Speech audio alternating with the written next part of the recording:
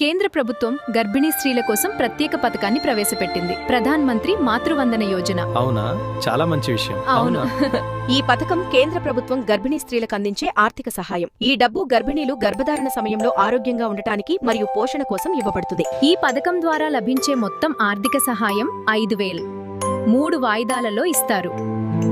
గర్భధారణ నమోదు తర్వాత మొదటి వాయిదా, ఆరోగ్య పరీక్ష తర్వాత 1, మూడవది శిశు జననం తర్వాత మొదటి టీకా. చాలా ధన్యవాదాలు.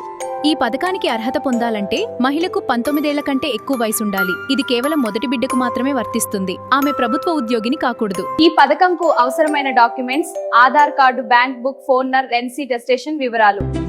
ఈ పథకం ఎలా అప్లై చేయాలి కొంచెం వివరించండి. అవును, ముందు ఈ పథకం ఆన్లైన్ లో అప్లై చేయ విధానము ఈ క్రింద ఇచ్చిన అధికారిక వెబ్సైట్ లో అప్లై చేయాలి. ఓకే అండి, థ్యాంక్స్.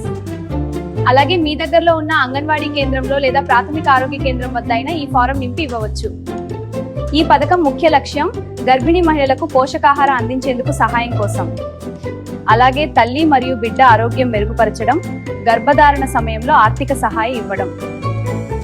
మరిన్ని వివరాలకు మీ ఊర్లో ఉన్న ఆరోగ్య కేంద్రం వద్ద అడిగి తెలుసుకోండి.